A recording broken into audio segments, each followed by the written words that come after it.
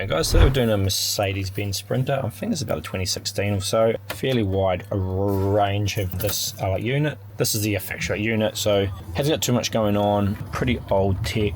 Navi doesn't work on here anyway. Maybe it was never installed. We do have steering wheel control, so we'll keep that going on. And I think normally these do actually trigger reverse and reverse. This actually doesn't, but I think they do run on the CAN system. So we will include a reverse camera in our kit. We might put one in today, we might like it not. I've actually got the rear view like clip on, but as the dude said, it doesn't really help me for reversing because you can't see the bumper. So we might put a reverse camera in here and we'll keep these all up working, and that's about all we're going to keep working really. So we'll go and put our unit in here. First thing I do is actually pop off this look around here. Now I think these are actually from like 2007 to almost 2018 or so, and there's a couple of different like variations. If you have the single din one, it's all going to be the same, and our head unit's going to actually fit. You just want to make sure you have these sort of AC controls down here, and the style that looks the same. These aircon vents, our one will fit.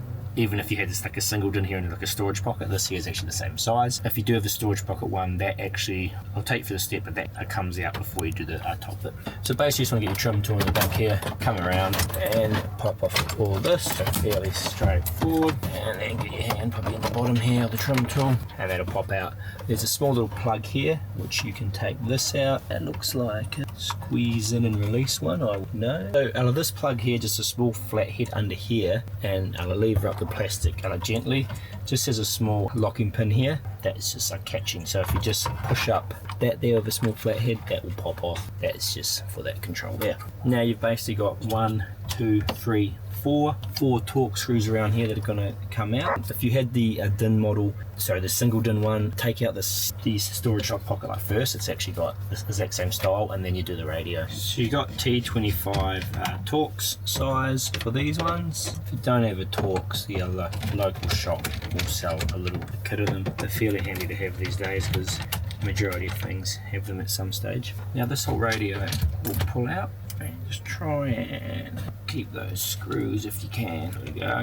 So 1, 2, 3, 4. Now in the back of here we're just going to unplug these, and that's how easily that comes out. So that is fairly straightforward. Now upside down, you better see this hopefully. This big cam lock one here, these have a little squeeze this, and then pull this little clip at the top back, and that's how you pop out the big one. All these other ones have push down tabs on the top, so you just need to push them down and pull them out, and that should take care of all of them, like so. It's interesting. I don't know what that plug is. Studio 2 and 10. I was just wondering what the that purple one was for. Now just be gentle with these, because you don't want to put too much force on these. If you are struggling a bit, what you can do is get your trim tool kind of under there after you like pop it back a bit. I did it with my hand, but just be a bit gentle on them because they can be stiff. So you want to push down that clip and pull off. If it seems a bit jammed, push it all the way back in, then push down really hard and try and pop it off again. And you can use your trim tool underneath or your flathead screwdriver just to help you lever it up, because they can be a little bit tough to get off at times, like that. So it's the back of this type of radio. There is a few variations. They did make these for a lot of years, so that's why there's a couple of different things going on there. So that is basically that. That's all our cables out. What we'll do now is I'll show you what's in the kit, and then we'll go and hook it up. Just cover everything in the kit here. So obviously we have our head unit. This is a built-in one, so it's a factory fit head unit, so you can see everything's quite large, and it has the exact same fit as the factory one. In the future we might change this over to like a fascia and screen one. Pretty much nothing will change. The screen will probably be a bit bigger, and it'll be like a single din at the back, but all our plugs should still be the same. Our main 20-pin plug, auxiliary plugs, GPS, 4G, FM antenna. There's a hydration assistant. There's a reverse camera that has an extra long cable on it just for these cars, because obviously they run a bit further. Our 2 USBs and a microphone. That's, I call that auxiliary plug. Pre-outs if you don't want to run an amp. Majority of people don't, so that goes to the side. Auxiliary in, again, majority of people don't use this. It can keep your auxiliary in working or give you a third video input. A single USB. We have 3 USBs on our units, because you can put tyre pressure things and dash cams and different things like that. We have SIM card if you want to put internet to here the whole time. Now camera in. Now you got 2 camera inputs in here, front and rear, plus a power source. So you can easily put 2 camera inputs into that. If you want a reverse and a rear view, could be handy on this car. Existing FM AM a Farker adapter, external microphone, extended Bluetooth antenna, factory USB, retention, a 4G antenna, cheap antenna, so obviously this thing can have its own sat nav going on. Now there's like an OBD2 plug in here for the engine data. There's this adapter here for FM AM. If you had like this sort of like style, it just pretty much takes you from a big like fat old one to a smaller one. Now there's 1, 2, 3, 4 different harnesses in here. Now the one you use will depend on your car. They come with, some of them have CAN bus too. We just include 4 because it's not worth the effort.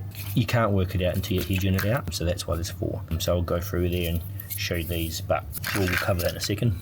USB drive for updates, trim removal tools, user manual, and a cable puller. That's everything you get in the kit. So it's a fairly comprehensive kit, and we'll go through it and check that out now. Now we're going to go check what power cable matches up and check the powers up okay. Now if I look at this plug here, I can see we've got some pins on here. If I looked at all the plugs, the only one that would actually fit that has pins in here and up here is this model here. So this actually has a CAN bus on it, and this is the one we're going to use. The other one that's the same style as this, I didn't have any pins in here, and I can see that this one does, and that little patch there. So when this actually plugs in, they're on the opposite side anyway. Okay, so it might not be this one. I'm just going to confirm. What you can do too to check is, if you want, you can see there is, so I've got these 2 here. There's not really a great way to tell which one it's going to be. I am assuming it's going to be this one here, which actually says Benz the B200 on it, and you've got a CAN bus here that has HC02 at the top. So what we're going to do is we're going to line up this and put it in. That clips in like that. You'll hear the cam lock shut again. This big plug here just goes in the back of our unit into that black one here, and we're just going to turn it on, see what happens. We should be getting power and some sound and some steering wheel controls. So we've got power, cool. These cars are pretty cool because even the older ones actually had CAN bus, which is quite neat for something that's a reasonably old style van. So you see it powers up, all good. All looking good. Now I'll touch the steering wheel control here. Not working, that's okay. We will have a look. 1, 3, 5. So you can see I have steering wheel controls working now. Now what I have to do is, on our CAN bus here, we put a big sticker here saying a 1, 3, 5. Now this head unit was actually still set up for this other cable that says like 63 on the CAN bus.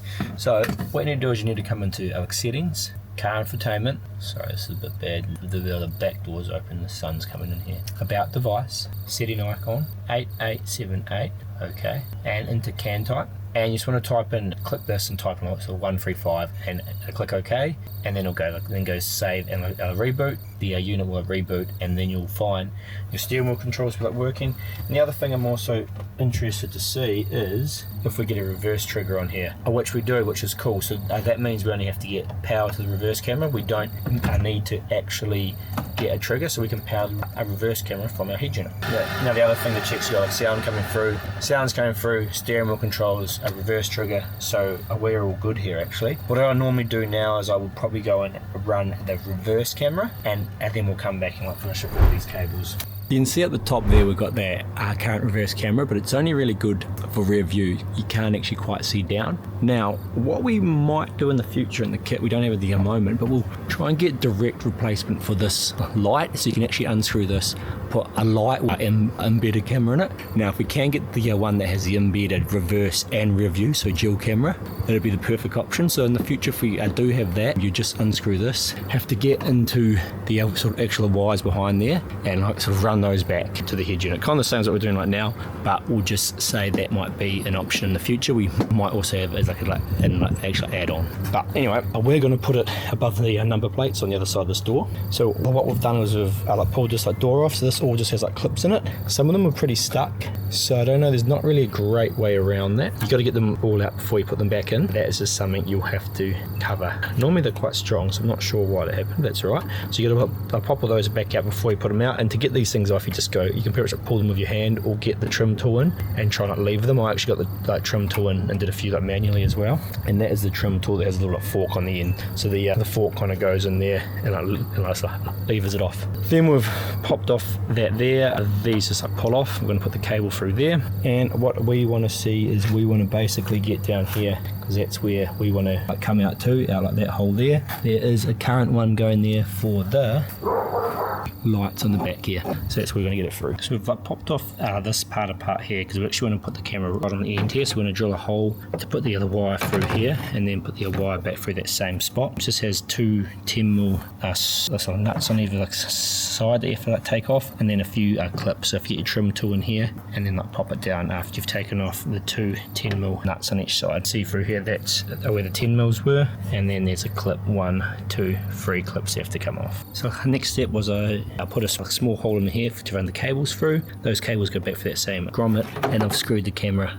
on the bottom down here. Then on this back side, we've got these two here. We want to, as I take our RCA cable, I dropped it down our hole up here to go down into here, and the other end you just need to I'll use the cable puller as like a pusher.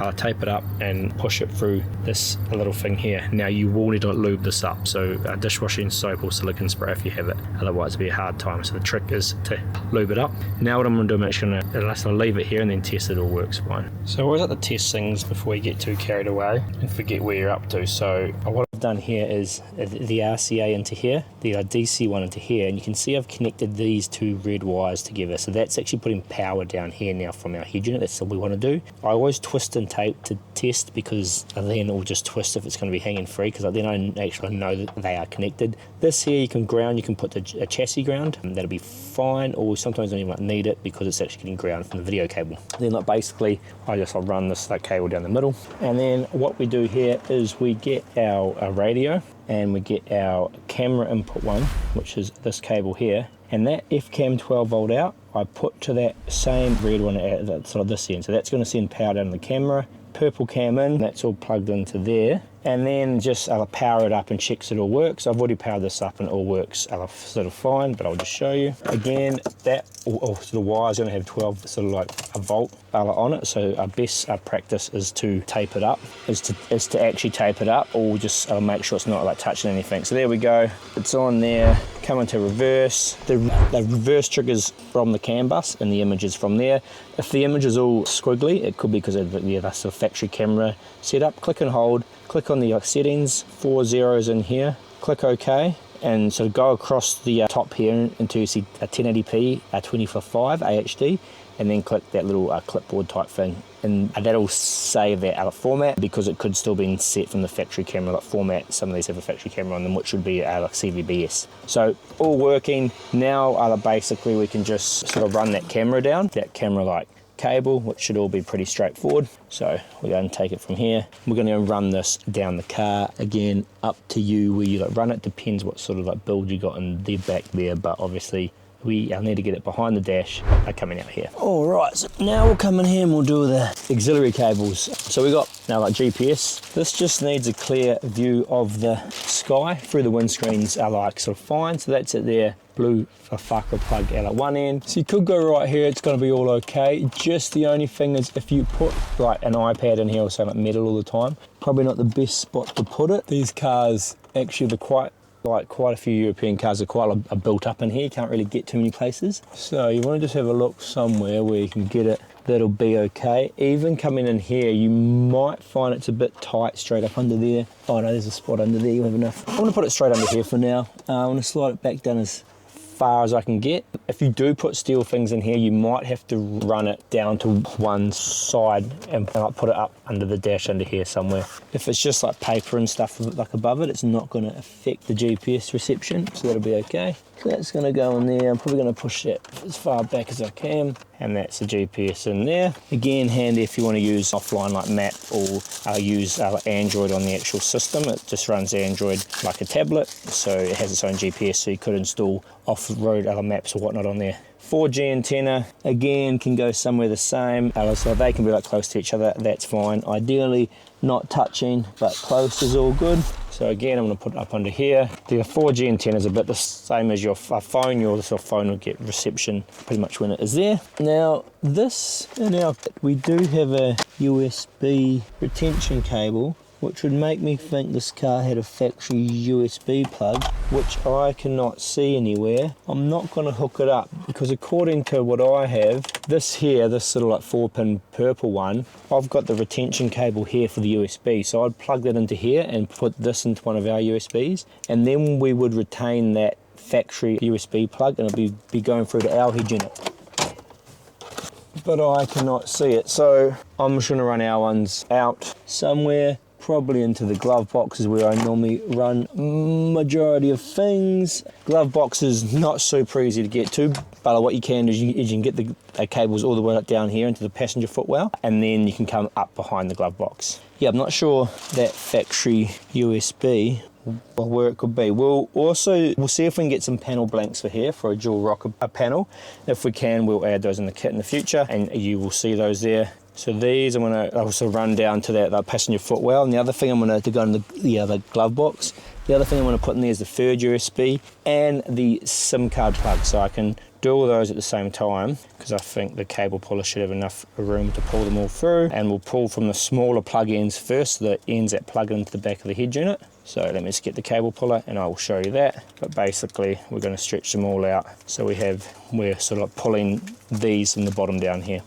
So get this cable puller, super handy. I know we can get down there because I just ran the reverse camera RCA down that same spot. There you go, give it a few tries and you'll get there. That's popped out in the passenger footwell. Just need to swap the cable puller to the other end because we'll probably pull from the bottom up, and we'll pull all those cables through. So I'll just pop this little loop off and throw it on the other end there. So I got all three of them up all good. Sometimes it pays not to try and get too many up at the same time, but up to you. So they're pointing out there now, you can see them down there, and then we should be able to flip them back into behind the glove box here, and that is where we'll have them stored, and that's what we'll do. So that's all of those. FM AM antenna. Now you had two of these little ones if you remember. Another one might have dropped down the back. Oh no, there it is there. Should be the black one here. So basically that plugs into there. That's going to give us our FM AM adapter to the FACRA plug. Fairly good and straightforward there. USB retention we're not using. I'm not even sure where that goes. This here is our Bluetooth antenna, so that can actually plug into the back of the head unit now, and you don't forget it. So that hangs here, Bluetooth, that's a Wi-Fi antenna, and ideally you end up with it sort of just kind of floating around the back somewhere. Now you'll see I also had pulled my reverse camera RCA all the way back through. I'll show you later on where I ran that. It wasn't the easiest. Every build's going to be a bit different. We might look at trying to do something wireless here, because I think there was a cheap wireless option could actually work well, because it's not a huge distance, and they're cheap, and the cheaper ones, the lower power ones are smaller too. So that is something we'll look at. External microphone, you definitely want to run this. Yeah, and we're going to put it in the top. We're going to put it up here in this puller. That's going to be pretty good for the driver speaking, I think. I'd be happy with that. And that's where we'll take it. Can't keep the factory mic working. They are a lot more complicated than just audio, and they have voltage bias and all sort of stuff going on. So we'll tuck that in and run that around. So I normally try to get it in. So in this case here, I'd probably try and get it about here, because that's going to be pretty close to the driver. You could even, yeah, I think that'd be good right there. So basically I use a cable tool to pop it in here, trim tool I should say, and just all the way down there. The cable puller tool to go across underneath the steering wheel, and pop it up behind the dashboard just like you did with the other ones. Plug that in. That is everything. Now basically what I go for, and I just tape things up. I don't get too carried away with the tape. I just like to tidy things up a little bit. Like these two we're not using, I'll tape back. So I'll tape those up, and then we'll go and put it all back in. Right, so I've taped it a bit. Didn't get too carried away, because we kind of want the cables to go in and sit down a little bit, because that's how they need to go in. So what we're going to do is grab the other unit. You can see here I have hooked up that F camera to there and joined that positive. So that was something that was important to do to get that reverse camera working. I'm going to pull the slack from that camera down at the other end, so it gives me a little bit extra in case I need it. That's why I haven't taped that up too much yet. So that's fine. I'll let that sort of feed down there. Then I kind of tape, I do like to sort of tape them all together. I did miss one here. So all these auxiliary ones go into the auxiliary ports here. So these can fit where they can fit into, just match the amount of pins. You can put small one in a big hole, so just make sure you don't do that, because it will still go in, and it should make a nice clicking sound as they go in. So that's how many we have plugged in at the moment. Then we've got our main 20 pin one here that goes in. Then we've got our 3 other ones on the other side. Now I'll just have a little look, anything else like missing? No. That extra plug down there was for the hazard. So we'll put these ones in, so FM AM, give that a good push in, 4G, GPS, and that's about it. Now, like I said, when this comes in, I like to just give this thing a little bit like loose if you can, so it's not too caught up with all the other cables. Now, I kind of want all these to kind of sit down. It actually seems like there's plenty of room in this one, so I don't think we're going to have any dramas. And that's got all their markers to slide in, and that is that. Now, before you do anything, fire it back up. This is a must do because this is your chance to check if anything's going wrong, and that is something you definitely want to double check on. I'm feeling pretty confident, so I'll start to screw before I've done that, and so I no doubt I'll be caught out. So first up, steering wheel controls, cool, sound, yep. Want to learn more? Scan the radio, cool. Now if you have issues with the AM, I need to check we have the antenna amp on this connected, which I didn't see one.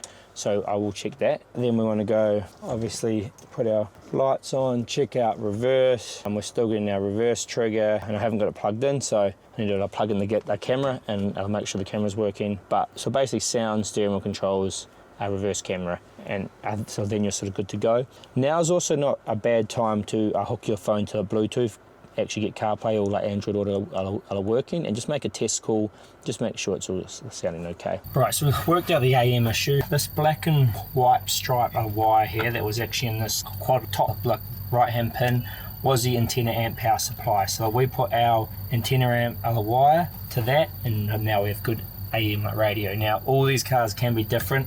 We'll actually I noted that in the video now, we will try and put a pin wire or like something in our kit for you, so you don't have to cut that. I've cut it and just tapped into it. We'll try and put something in the kit so you don't have to do that. I think there could be quite a wide range of these because they went for so many years, but now we do have good AM, so that's good. So there we go, all in. We've done our checks again, everything's working. I've sorted out that AM/FM issue we're having, so that's cool. Come in here, put your plug back in for the one that you took out before, down the bottom here. Don't forget that.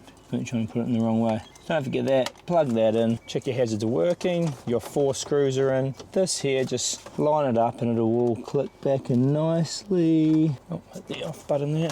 So a few good pushes around. It should all come in. And you can see this unit all comes in and actually looks pretty like factory. I'll show you from here. Let's just zoom out a bit. So that's it all in. Just got to tidy up our cables down here. We're going to put in the glove box. A zip tie up our mic cable we sort of ran underneath, and that'll almost be done.